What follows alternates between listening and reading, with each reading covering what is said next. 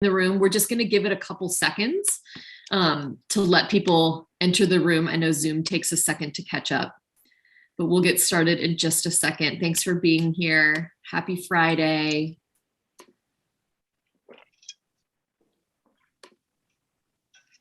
We're also going to go live on YouTube. So if you miss any of this or you don't get to see the full thing, it'll be on YouTube immediately after we end. So you can catch that on the Politics and Prose channel, or if you want to send it to a friend, which would be great. If you enjoy it, you can do that as well. All right, cool. People are coming in, so we'll let them come in. I'll go ahead and get started, and then the rest of the room will fill up as it does. Hello, everyone. My name is Brittany Kerfoot, the Director of Events at Politics and Prose Bookstore in Washington, D.C., and I'd like to welcome you all to today's virtual event. Before we begin, I just have to go over a couple of technical details. So first, I will be dropping a link in the chat soon where you can get your copy of today's featured book, VLADIMIR, straight from Politics and Prose. And I will also put a link to our moderator, Stephanie Danler's latest memoir. And I'll put those in the chat a couple of times. So if you miss it, I'll put them in several times. You can select shipping, and we ship to anywhere in the US, but if you live in the DC area, you can come pick your book up at any of our 3 locations all around the district.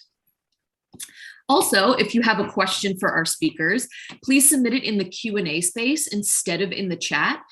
We like to just keep them all together in the Q&A. It's much easier for Stephanie to kind of read through them. And you can submit your questions at any point between right now and the end of the program. Okay, let's get on to things. Julia May Jonas is a playwright and teaches theater at Skidmore College. VLADIMIR, her first book, is a provocative and timely debut about a beloved English professor facing a slew of accusations against her professor husband by former students, a situation that becomes more complicated when she herself develops an obsession of her own. This book is one of those can't put down stories, not that I would even want to put it down. And it's one of the books I am recommending the most to my friends when they ask me what they should read next. So I highly recommend picking this book up. I got my early copy already, but definitely check it out. You will read it so incredibly fast. Moderating the conversation is Stephanie Danler, a novelist and screenwriter. She's the author of the international bestseller Sweet Bitter and the creator and executive producer of the Sweet Bitter TV series. Her most recent book, Stray, is a memoir of growing up in a family shattered by lies and addiction. So now, please help me welcome these 2 amazing women onto your screens.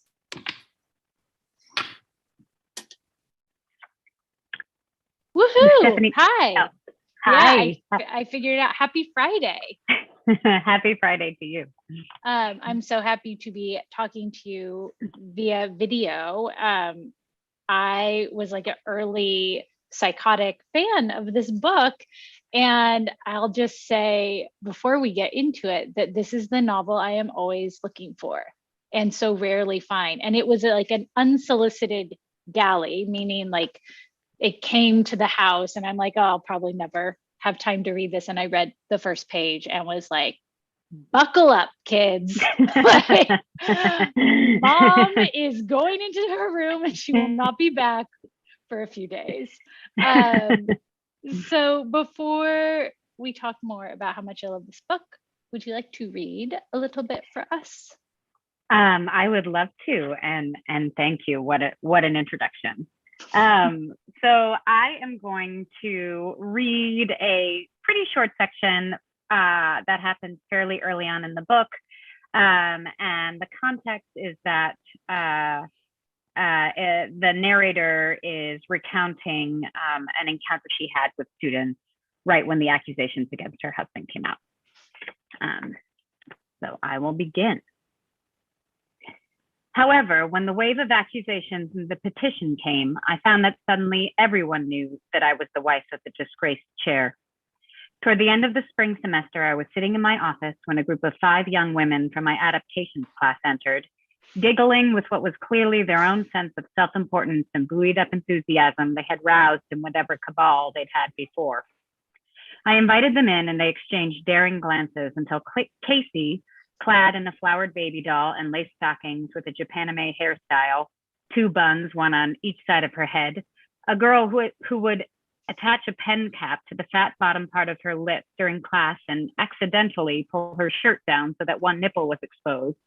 A girl who always laughed too loudly at anything the one very handsome boy said in class stepped forward.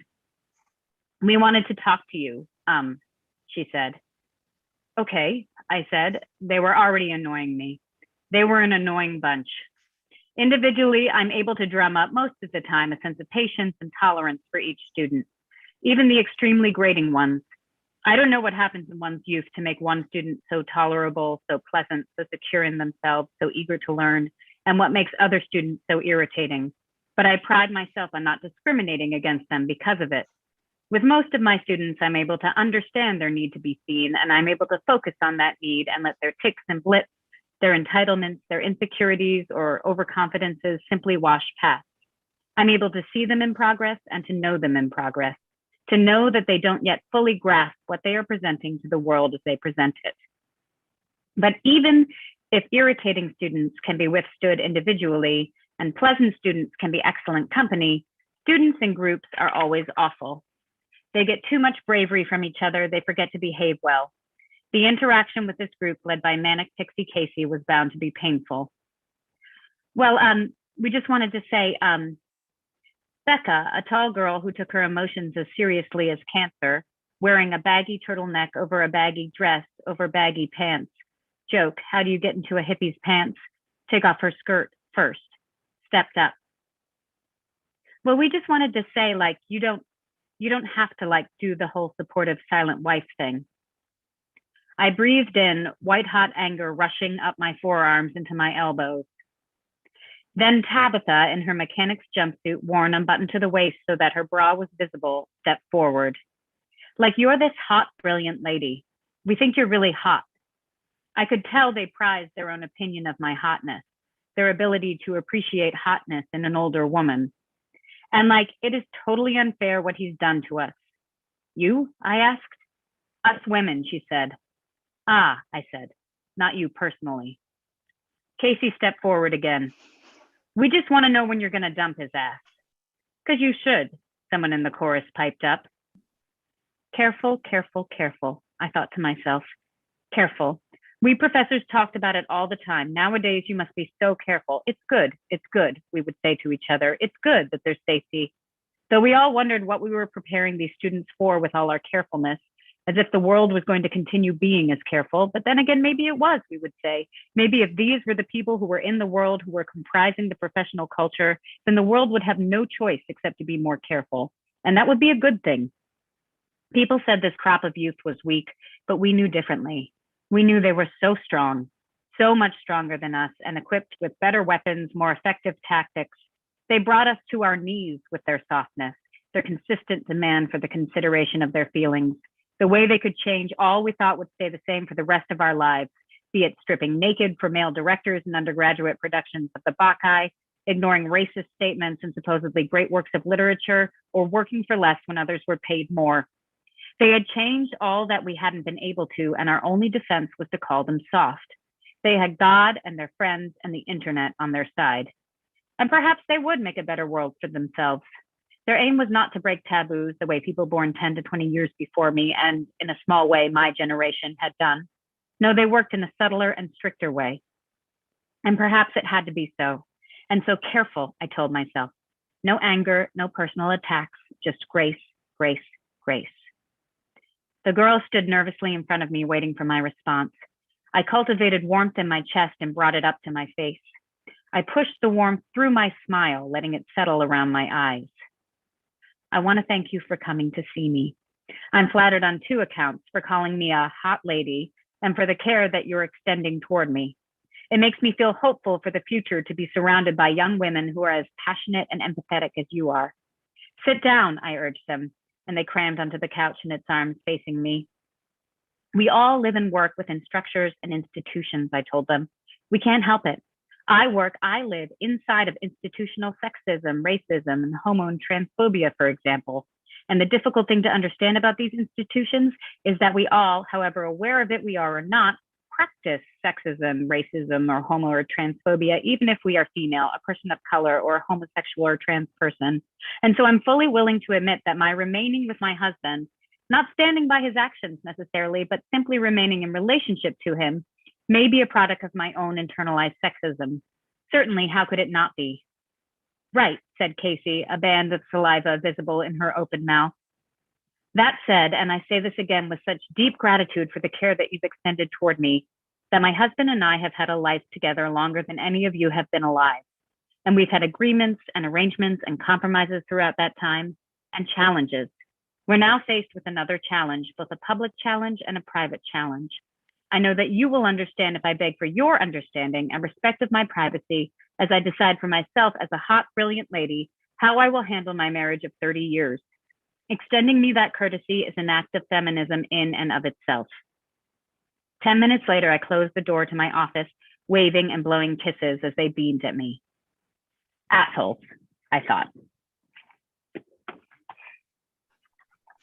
Yeah, that's so good. It's so good. Thank you. I kind of want to start with that passage and not with my questions, because that passage brings up something that I love about this book, because I think she believes what she's saying. I do think that she believes that this generation of women can break apart the paradigm that felt unbreakable to her generation of women. And I do think it makes her hopeful. And at the same time, there are various other points in the book in which she skewers this generation for that softness that she is praising here. So it feels to me, I mean, it's so deeply manipulative. And if you ended that reading a few bars earlier, you would have thought, and people would think it's something entirely different, but that assholes is our character. Like, she knows what to say. She sees clearly the girls who come into their room and what they need for her to say, but she doesn't believe it. Do you think she believes it? Like, tell me what's going on there. I mean, I think she does, and she doesn't. You know, a couple paragraphs later, she talks about how their intrusion shook her much more than she cares to admit. So I think, in some ways, I think she does believe what she's saying. I think the issue is that we actually can't separate ourselves from our generational experiences, even if we're aware that there's a rightness or a point about someone else's generational experience. I mean, I think for her, at her age, you know, the idea of virginity and sexual chasteness was used so much as a weapon against her as she was a woman coming of age, you know, as a way to keep her in a certain lane, that to her, the idea of starting to view all sexual encounters as dangerous or potentially harming has another harm around the corner, which is we have always policed women by saying sex is bad for you, and it will hurt you, you know. And so I think for her, it's just very hard. It's very hard for her to say if something was consensual, then it's become harmful in the aftermath. I think she has a problem with that, but I think that just has to do with, you know, like the water she swam in. And I think the book in many ways is about like somebody who the world is shifting underneath. And I think that's what she finds, that what she's trying to navigate. And yeah. But I think that all of us are asking questions about like, what is consensual, when consensual sex bumps up against power dynamics, where is the crime? And I don't mean a technical court of law crime. I mean the emotional crime. Like, and what responsibilities do institutions play in that? Like, we are all her. I actually should just speak for myself before I like speak for the 60 people here, but I think that anyone who came of age before this Me Too discussion, which Me Too is like a catch-all phrase, but before, let's say 2017, when a very powerful man was toppled, kind of definitively, in a way that we're still in the shockwaves of, anyone who came of age sexually before that is like, oh, what was okay and what was not okay. And I see, so I empathize with our narrator in that, like, if consent is the final word, and these were consensual relationships, what's the discussion about? Right? And that's what she's asking, because power dynamics are a part of everyday life, right? Like that, they've been a part of her life. She's demonstrating a power dynamic in that situation with the young girls. I think that is the sort of the nuanced conversation that a lot of people are having all the time, right?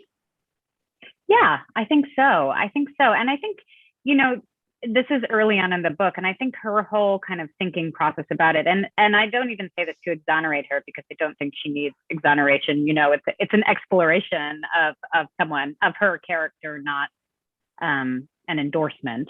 But I think she is in process about this question, and the book is in many ways, it's not a meditation, because it's too plotted for that. But in many ways, it is a kind of space to think about power, desire, want, and how all of those things are supposed to interplay in our dynamics now. And I would say that there's like a sea change from the beginning to the end. Like, this is early. This is not the final word on power dynamics and sexual politics. This is just, it's the A point. And I really felt at the end, not that it had flipped, but in a way that is really a mark of great dramatic writing, that we were very far from where we started. Yes, absolutely. But I wanted to ask you, it seemed very thoughtful that you didn't make her husband a criminal, right? I want to make sure that's true. Like, no, there was no statutory rape. Yes. According to her understanding of it, and I think she's fully willing to admit that she might have a more limited understanding, and she purposefully didn't learn a lot of information about these affairs as they were going on. But they were with women who were of age, and they were consensual relationships. According to him. And then you also don't even give it the criminality of a marriage contract betrayal. This is one of those, it feels like to her it was fine, and then it wasn't. Like, one morning they woke up and it completely wasn't. And I think that she's grappling with it more than her husband, right? Like, her husband is still living in the before times, and for all the blind spots that she has, she sees clearly that things have definitively changed. Yeah, I think that's like a huge part of the destabilization around her character, is the fact that she does recognize that the world has changed, but this was okay at one moment, and now it's not. And that's what she's trying to figure out. Like, how do I exist inside of this world where things that I was once on the right side of history, and now I'm finding myself on the wrong side of history, or I'm finding myself on the wrong side of a kind of popular opinion as would be espoused in a liberal college. And I think that's not only for,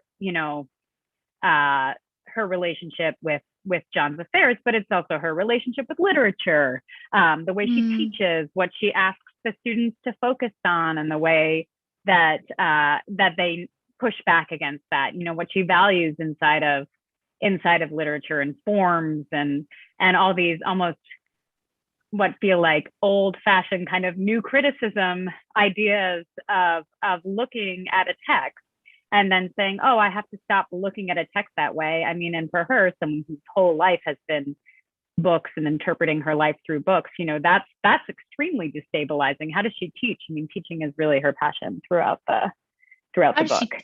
How does she read the world, right? Right. If she has learned how to read in this specific way, and new criticism is interesting because there's like an objectivism embedded in it that really doesn't fly anymore.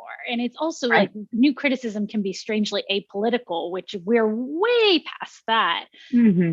But how does she read interactions? Like, how does she teach? How does she, and it feels like when we meet her, her voice is so assured that there's a tension between how assured her voice is, how honest she is, how like she seems like a pillar of wisdom, the way that she just seems with her students. And at the same time, she's on the verge of falling apart, which she does. She's like at the edge of this frontier. Mm-hmm. And it probably has to do with not knowing how to read anymore. Now that I'm thinking about it, like she doesn't know how to read her texts. Yeah, I think that's true. I mean, and I have always been really attracted to characters with these kind of transparent voices that kind of fall apart or crumble, or you start to see the cracks the more you go through. To me, that's always been a really exciting thing about the book, and something about books, about literature, and something that I was interested in playing with, definitely, because I wanted to have someone who, you know, as a reader, you had to start to see her cracks. You know, that if you were going to believe her from the beginning, you know, that you were going to be forced to have to start seeing through what she was saying. Not that she's unreliable in that she's lying to you, but she's unreliable in that, you know, her perception prevents her from clear seeing, you know, and prevents her from sometimes making the right choices. And so as I love books that make you kind of have to navigate what a character's saying and how much truth they're offering, you know. I think first person narration with a blind spot is like, that's drama. That's like what's coming for them in that blind spot. And this book just like really executes on that. I think the passage that you read demonstrates the sort of facility she has with the right language and with what's happening. And at the same time, this is not a spoiler because it's on the first page, we know that she's about to tie up a man, a kid. Do we know he's kidnapped? I'm gonna spoil everything, so everyone just we know there's ready. a tied up. Yeah, we know there's a tied up. You know that she is unwell, or that she's heading towards sort of behave out of the ordinary behavior. I'm trying so hard to not give anything away. And that is narrative tension right there. Just like, how does this woman who seems to know her own mind so well, how does she fall down that rabbit hole? And it's through desire. Is that fair to say? Yeah, I think it's through desire meeting. Yeah, I think it's desire in a really open way, desire for many different things, not only physical desire, but also like a desire. That's true. There's like power. she's writing again, and she's like, there is more to that, but I do think that it's one of the great achievements of the book is you're writing about lust, like real, like textbook limerence, like overwhelming, skin prickling lust. And that seems to be what undoes her. But again, she's at a moment where the rug has been pulled out from under her. And so maybe 6 months ago, she wouldn't have even been able to feel this lust. Yeah, it's interesting to think about why it happens. And I do think that, yes, I mean, very much so. I was aware of being interested in thinking about falling, you know, the ways that we fall into these situations of sexual obsession or lust. And I think early on, I know because I wrote it early on, VLADIMIR says, you don't have to fall in love or lust with anyone unless you let a part of yourself go slack, unless you're open to it. Right. And I don't know to what extent she's trying to prove or disprove, or the book is trying to prove or disprove that thesis, but I do think there's a kind of opening. She has an opening for this to come in and to take her over.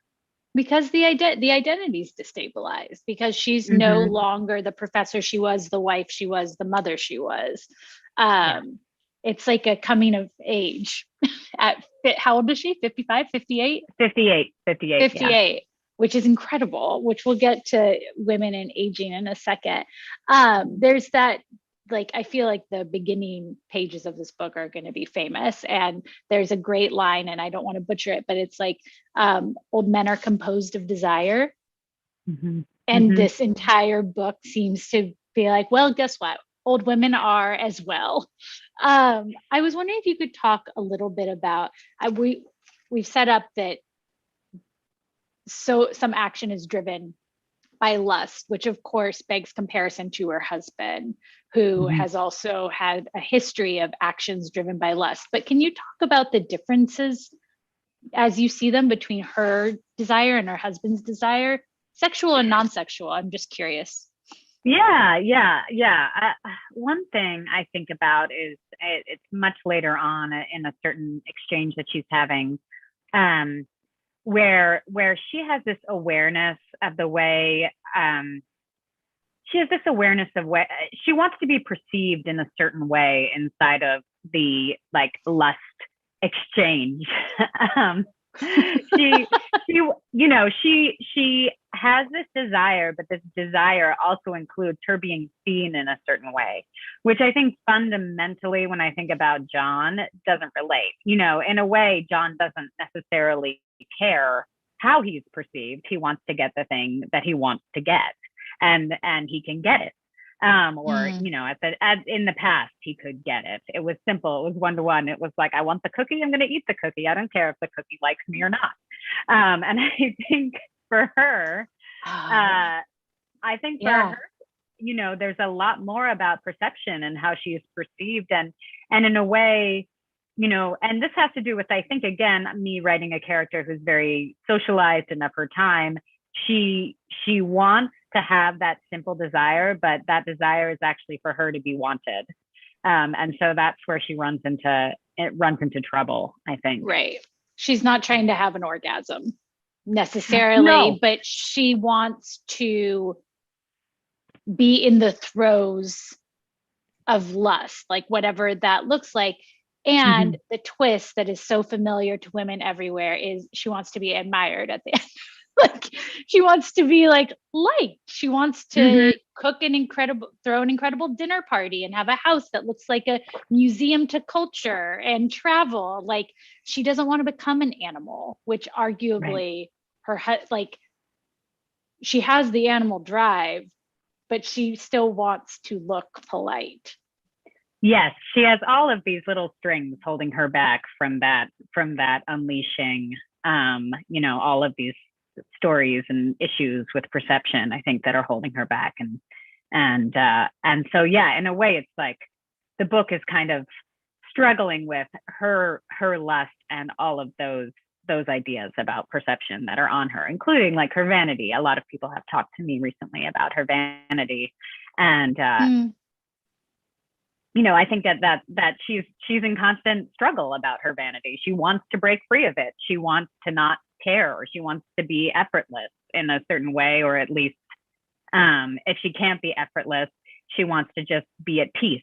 And yet these things are holding her back and keeping her from feeling fully free. And I think that's the struggle in the book. It's kind of a litmus test, because I don't find her very vain. I actually find her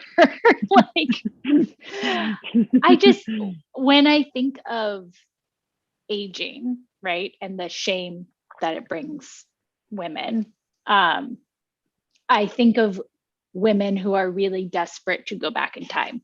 I think of women who are telling themselves that they still can look the way they looked in their 20s. And there was something very dignified about her acceptance. And I know she gets like a spray tan, and I know she's like thinking about her appearance, but she's also not in denial of the fact that she's 58. And so that to me is not vanity. Thinking about your appearance, I understand, is vanity, but I would not say that she's like a vain character. She is a woman who understands the way the world values women, and that she's lost value. So how does she regain it? Right, exactly. Yeah, it's interesting. I mean, you know, I also just like to think of vanity. You know, I love books. I love things, pieces of art, where there's just like, you're all along with the character's project. It's also just all the kind of garbage that's floating around in the character's mind. Like I love Rabbit at Rest is one of my favorite, you know, books by Updike, and just such a great novel. But it's also like the whole time he's trying to eat better. You know, the novel's going along, and that just the entire time he's trying to eat better. And there's something so poignant about our little struggles, I think, and the banality that occurs as we're, you know, pursuing our lives, and how much we live with those struggles on a moment-to-moment basis. How much we live with that banality on a moment-to-moment basis. So I think I was also interested in that when it came to the ideas of vanity and aging. And I like it. It's true. She doesn't ever want to be 20. No, right. She wants to be a desirable version of herself at 58, but she's still struggling with the idea that can't come from her charisma alone, or she feels like it can't. It has to come with some external, you know, armor as well. And I think that she's pushing back against invisibility in general, right? At this moment, which, like, I think that physically she feels invisible to men, or invisible as a sexual object. And so she is really fighting for that visibility in all aspects of her life. Because I would say that, but there's like a part of her that has encouraged it within her marriage, because it gave her freedom. And it's like, all of a sudden, and this is what falling in love is like, right? Like, you want to be seen. You just desperately want to be seen by the person. And so it's all of it. Like, yes, she is like going through all of these inane grooming rituals, but she's also like marking up his book, like sentence by sentence. It's like, it really is this desire to be seen and to be valued. And to focus, and to get the chance to focus on someone else too. I mean, he gives her this, you know, people have asked me before why the book is named Vladimir and not something that refers to who she is, because he's not the main character. And I've always said, well, it's about what having something external does to you. You know, it's about what being able to put all of yourself onto your perception of another person, like how that can invigorate you. You know, like you said, she's marking up his book, she starts writing, she's energized. It's so energizing, and I did want to get that kind of energizing feeling of what that falling in love or lust can feel like. Well, and you said the right word, is obsession, which of course, you know, you have probably talked about this so many times now, so forgive me, but for our audience, can we talk about the shadow of Nabokov? Sure. I mean, sure. I have some theories, right? But like, I see a couple of books here. Like, I see Pale Fire, I see Lolita, and Pale Fire just is a classic of like academia and obsession and reading people, right? Like reading text, misreading text, classic narrator who might be a sociopath, which I think by choosing to give us that opening image of the restrained man, we're wondering. I see Lolita because I think there are questions of victimhood that you are circling, but I also think that you are testing the charismatic, self-aware narrator who may or may not be a monster. Now, I don't think that she's like Humbert, but I do think, like, as I was putting this together today, I'm like, well, she lies, she cheats, she betrays, she meddles, she does a bunch of stuff at the end of the book that like is very dangerous. It says more about me than it does about the average reader, that I desperately want to forgive her for those crimes because of how smart and convincing she is, which of Lolita is like the paragon of that genre. You chose to name it Vladimir. So I feel like you're in conversation with his work. So tell me everything. I mean, yes, I remember a few things, and I'll kind of riff because I have talked about this a bunch, but there's always kind of more to talk about. So hopefully we can just always talk about it in a new way. So I remember hearing this interview that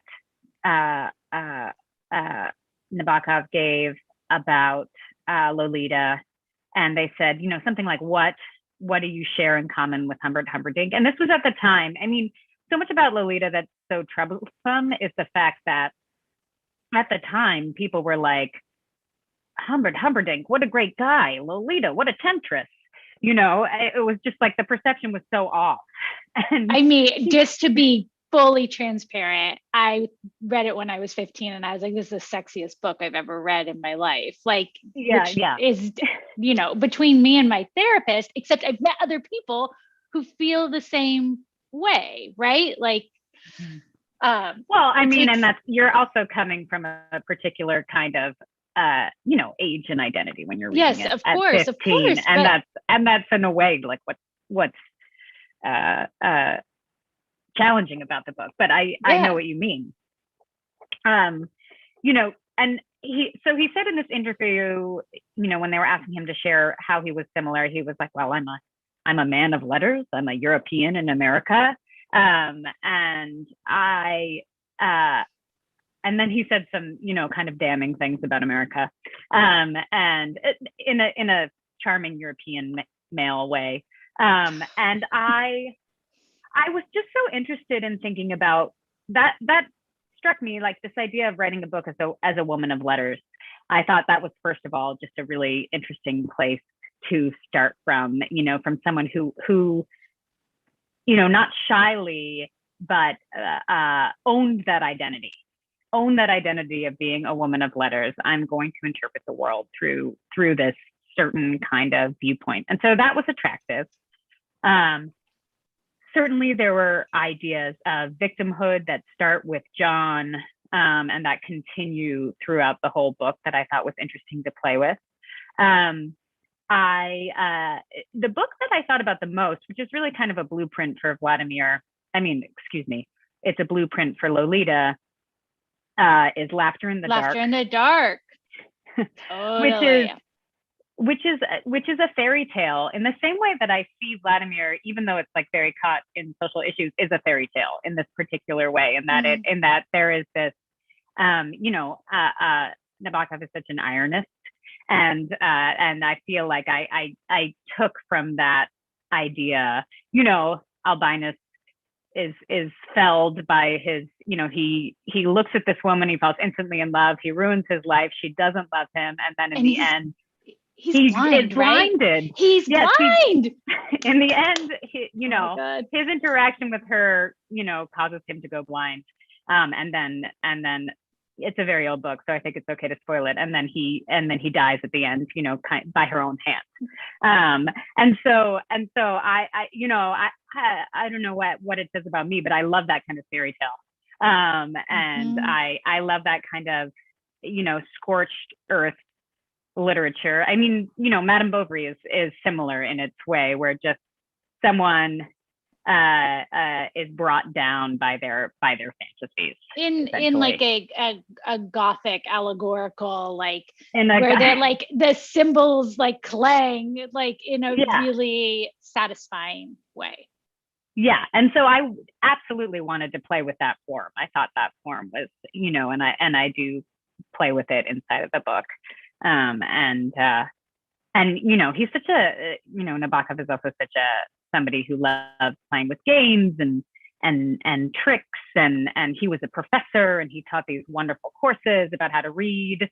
I have his lectures, and I revisit them all the time. Yeah, and everyone should read that. I'm putting that in the chat. Yeah, everyone who's like missing school should read his lectures. There's 2 volumes. They're great. Sometimes he drives me crazy, but that's a conversation for another time. The way that he play, he can be read as disingenuous sometimes, but that's more in interviews than in his lectures. Mm-hmm. Yeah.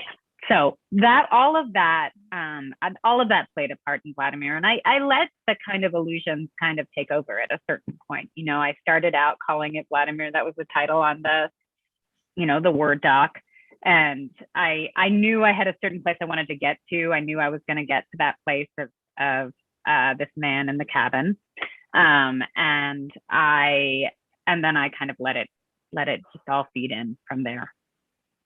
And I want to ask, before I do questions, I realize we're getting there. I want to ask about other books you were in conversation with, because I wrote you this on Instagram, was thinking about Remains of the Day and Notes on a Scandal, which for various but I'm just wondering, like, what books were you thinking of, or plays were you in conversation with, like, besides the great man himself? Yeah, I mean, Remains of the Day feels very analogous, because it is about that transparent voice crumbling. That's a book I love so much. I don't think I didn't actively think about it, but a book that I did think about quite a bit was The Sea by Iris Murdoch, because it has a similar transparent voice, and it also has this. It does this thing that I was really interested in, which is starts in a place of extreme psychological realism. It's normal. It's this guy going about his life, and you watch him eat lentils and friends visit. And then all of a sudden he turns and he does a very, very extreme thing. And then the rest of the book is dealing with the extreme thing. And so that structure, I remember when I read it and he did the extreme thing, I went, oh my gosh, this is like mind bending. I just went from one, I had an understanding of this person in a certain way. And then all of a sudden it's kind of, been upheaved for myself. And that I really was interested in kind of following that structure. And that's a structure that she has across many books, where you're inside of a character's head. It's absolutely literary fiction. It's not at all genre. And then something just so bonkers happens that it's are gothic. Yeah, slightly. that you're thrown for a loop, but you weren't in a different place. So that's I'll say that. I know we probably need to ask questions, but that was definitely an influence, along with some other things. I mean, it's such a hard needle to thread, because I think that we've all read books that feel disjointed after that, right? Like, I don't think your book turns that crazy. I think that I expected it to, but it's just so grounded. It's so you are with her for every single step. Another question I had is if you think that there was like a breaking point for her, and I was wondering what you think it is. Like, if you think that there was like a specific moment where before that moment she might not have taken him to the cabin, and after that moment she has to. Yeah, I actually feel like, and I thought about this, it actually has to do with her daughter. Her daughter's her daughter's partner arrives and they go off into this room by themselves. And I think she just feels a sense of, I think something turns for her in that moment, because for her, that drives home her feeling of powerlessness, power, over her daughter, and then all of these other things. And I think that gives her almost this empowering sense of grief that she can move forward with. And it allows her to just make a decision. And I think I was also interested in somebody who crossed a threshold. We all have intrusive thoughts about all of the horrible things we could do, that we push away. And I was interested in the dangerous spark of what if she just let herself act on that intrusive thought, and crosses this threshold in a way. I mean, people do cross thresholds, and so that was an exploration. Yeah, people in her situation, there are very big, and I see what you mean, larger than life moments in the book, but also people just cheat, right? People are in marriages and push up against a threshold, and they suddenly find that they're in the midst of an affair, or they've broken their partner's trust. And it's this is bigger than that, but also it's just breaking the marriage box, really. She's just breaking the box around her life. I promise, I'm doing the questions right now, everyone. Don't you worry. Okay.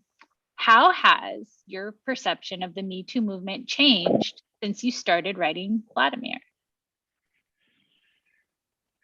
I think, I'm going to give a very cheaty Joan Didion style response, which is that, fundamentally, I'm a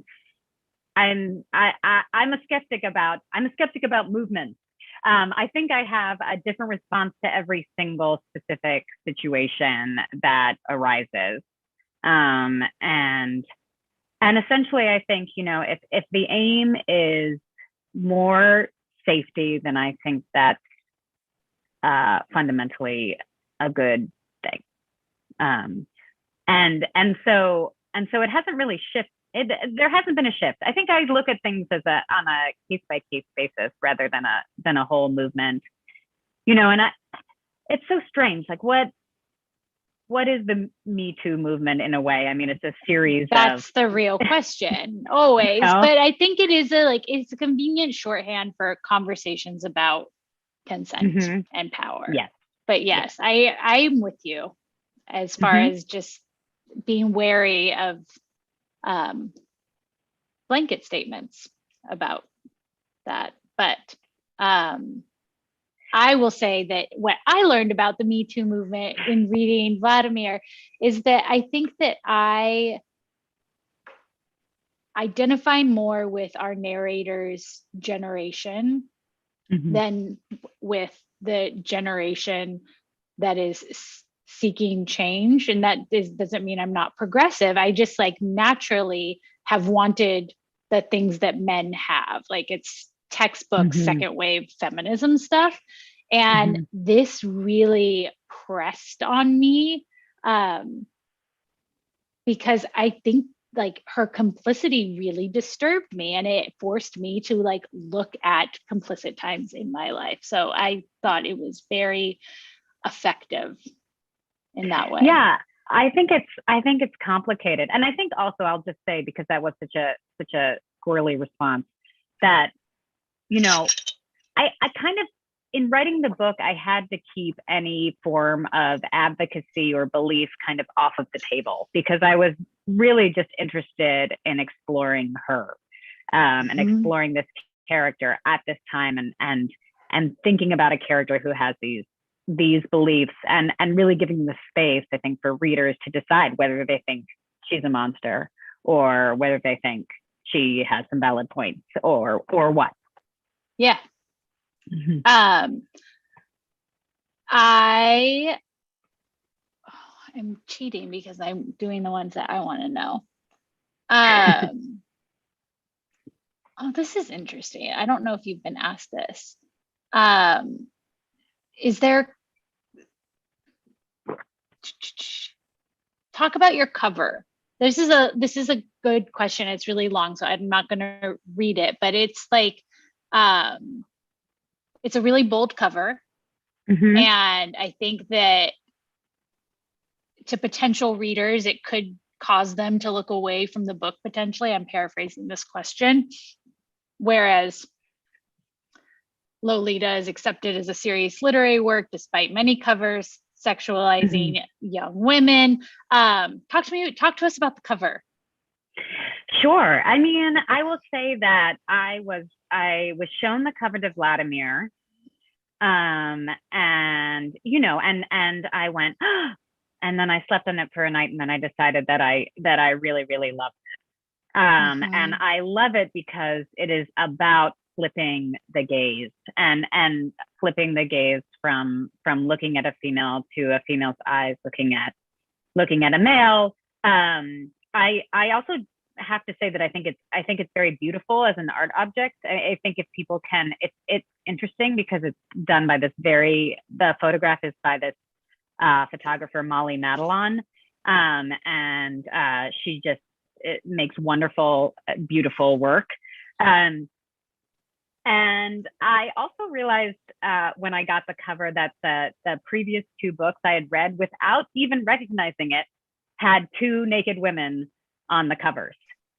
And I think there is a real point or a real interesting tension with the book about the fact that we just don't even register naked women. You know, see many torsos of flesh, many, you know, midriffs and breasts and all of these things, and our eye just kind of like it glazes by it. It's so we don't see it at all. Whereas I feel like, you know, the cover is asking you to upend that in a way. And I think one thing also that the cover does, which I think is great, is I don't know, I feel like it's a question to the reader, you know, from the beginning, which is how are you going to take this cover by the time you read this book, or by the time you're done with this book. And I absolutely, you know, have people said to me like, I don't like the cover, or they always say that. Like there's no way you were going to avoid that. Yeah, yeah. Yeah. But this one it is provocative. It is asking a question. It's asking a question, and I think that's what's so incredibly effective about it. Yeah. I love the cover. Someone else just said that in the chat. But it's definitely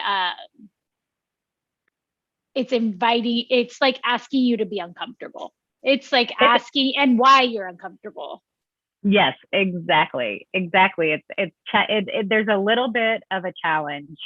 But I have to say that I also just think it's really beautiful. I love all the fonts on it. I think the way it's done is so gorgeous that I don't know, I would pick it up, you know. So I'm trying to decide between two questions, and one is about playwriting and novel writing. But the one that keeps coming up, multiple people ask this, is about capturing the voice of a 58-year-old character, and her attitudes and behaviors and her points of view and how you did that. And I think that a lot of writers wonder that they only feel comfortable speaking authoritatively about things that they know. Like that seems to be something that is going on at large right now. Like you want to be the authority on what you're writing. And so I think that there's this like a really wild leap, even though it's what we all do. I assume it's what we all do all the time as writers. So let's talk about that. Well, maybe I can combine them a little bit, because I do think being a playwright or gave me a way into writing the character, in that when you write plays, they can't all be, you know, a voice that is your own voice. because that is a very boring play, or it could be a very boring play, or, you know, for me, it's not necessarily the play that I'm interested in. You can't have 5 people who are all the same. Maybe Beckett does. Is that controversial? Maybe that's why Beckett's so hard to fucking read sometimes. Okay, keep going.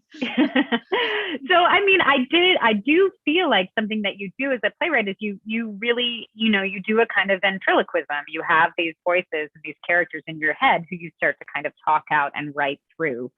And you have to embody them. I mean, I write, you know, I can't write at coffee shops because I like look away from my computer and speak under my breath as I'm typing. And it, you know, it's very disturbing, but it really is about a kind of a channeling of a person's voice. And I did think about this as a very long monologue. And I think in that way, that is what makes it, you know, she's presenting herself to you, you know, so I could also get inside it, I think, because I was thinking about her presenting herself, you know, and in a way, she's, even though there's not a straightforward person she's writing a letter to or something like that, there is this sense that she's communicating this story to somebody. So I think that allowed me to kind of enter into her. And then I also think, you know, God, it's my future to be a 58-year-old woman. And I also felt like, and I think something I thought about was, what if I didn't change? You know, here's a woman who potentially either she changed for a while and then she didn't come back. Then she came, I think she changed for a while. And then I think VLADIMIR awakened something in her that brings back a lot of insecurities and anxieties and things like that. But I also feel like we change so much less than we necessarily think we're going to. So I did think about a character who was just still holding all that shit, which is why when you, as you age, it can feel so cruel, because you're like, I'm still holding on to this thing, this belief, this still exists for me. So I think that's something that allowed me to write her and to really get inside of her, and then, you know, mixed with observation of people in my life, and, you know, friends of my mom's and older colleagues that I work with. So all of that kind of came into the stew. But I think it really is about trying to, in an almost meditative way or performance way, embody the voice of that character. I love that. Mm-hmm. I spoke to another writer recently who meditates in the as the character before writing, and just like 5 to 10 minute, just like before going into their point of view, just to understand them. And I think that that's probably really valuable as well. You could also just answer that question in the future and just say, I'm really good at my job. I'm just like really good at writing. I'm just really smart. I don't know. It's magic, people. We are up against our hour, and I just want to thank you for writing this book. I enjoyed it so much. I've been recommending it to everyone, and I think that publishing a book is totally horrific, and I hope that it hasn't been that way for you. And thank you. Thank you for telling us everything, all your secrets. You're welcome. And no, it's been well, it's horrific in all the ways that you feel so exposed, and that feels you know, monstrous, but also I feel very lucky to have it come out, and rave reviews. If everyone is still listening, it just rave reviews left and right. Major hit. Yeah, seriously, everyone go pick this up. The link is in the chat. Pick up Stephanie Danler's book as well if you haven't already read that. Thank you guys so much for doing this. I was so excited. I was just so excited to host this because I just devoured this book. I'm a very slow reader, but I wasn't with this book. And it's just really amazing. So thank you guys so much for spending your Friday evening with us. Thank you. Yeah. Pleasure. Yeah. Bye, All right. Julie.